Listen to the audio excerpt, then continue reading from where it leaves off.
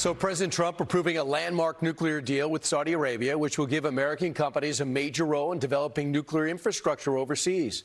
The president addressing concerns about the nuclear proliferation in the Middle East with a Truth Social post moments ago, saying the civil nuclear deal, there will be no enrichment of material being made between the United States Department of Energy and Saudi Arabia, which pertains only to non-military use, such as the ones that Iran and UAE and others already have, will be approved, but is totally subjected to Saudi Arabia joining the very respected and successful Abraham Accords. The United States is not opposed to civil, non-enriched nuclear capabilities. So that's a little different than the deal we thought, and that has just been clarified by the president himself. Let's take a closer look. Essentially, this is a 30-year deal on nuclear. What's good about it? Russia and China aren't doing it. We're doing it. We're building it. It's our contract. U.S. company is going to build the Saudi reactors. That's going to be great. Could allow uranium enrichment in Saudi Arabia, getting kind of a mixed play on that. As you know, the UAE says, we'll take the nuclear program, you can enrich it and just bring it back. They're saying in Saudi Arabia, we'd like to enrich it, but we won't bring it up to weapons grade.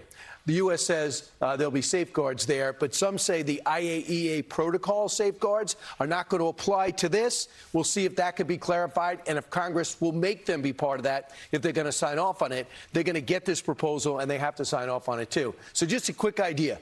These countries down here, they can enrich, but they're not enriching. You got Brazil, you got Argentina, you got Belgium, and you got, obviously, Iran and Japan. So now over here, these are the ones that are doing it outside. So they have nuclear energy. They're enriching it outside. These are the ones, including France, England, Russia, and, of course, China, that do it themselves. They're considered known nuclear powers. Meanwhile, here to discuss this is former Trump Deputy National Security Advisor, KT McFarland. KT, from what we know, the Wall Street Journal editorial page not for this. Are you for the Saudi deal? I'm for the Saudi deal under the terms that President Trump has just announced, that Saudi Arabia will join the Abraham Accords.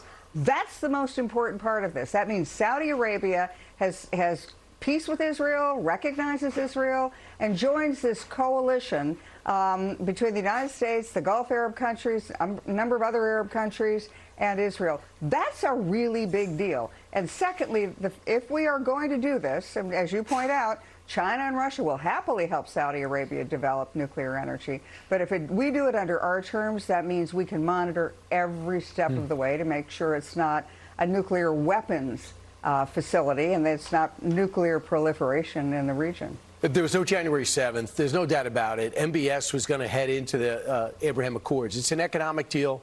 They weren't into the war. But now things are tumultuous ever since that attack. They had said prior to this, we're not going to sign off on that until we have some resolve with the Palestinian situation. So we'll see where this goes. However, when it comes to enrichment, if you could do 3%, I've been told, then that means you could get up to weapons grade. Does that concern you? Because if there's no MBS, we don't know who the next leader would be. Yeah. Well, exactly. And I guess you could have another leader who would kick all the Americans out and then try to go for, sprint for a nuclear weapon. The way a centrifuge works is like a salad spinner. So you spin a little bit, and then you get low enriched uranium. You spin the salad spinner a little bit more, you get more and more highly enriched uranium. And so the question, and the problem is if they have the salad spinner, could they keep spinning? That's what Iran is doing. That's what some other countries have done as well. I think that this is a good deal if we can monitor it, if we can make sure that we control that salad spinner, and particularly if Saudi Arabia joins the Abraham Accords. And then this would be a good template for other countries. You know, nuclear energy is not a bad thing. Nuclear weapons are a bad thing. And Saudi Arabia particularly wants nuclear energy because it wants to reposition itself. It wants to reinvent itself as a high-tech power. For that, you need a lot of energy. For that, you need nuclear energy. And you factor that along with the seemingly slow breakup of OPEC, which might be happening as Iraq and UAE are heading out the door.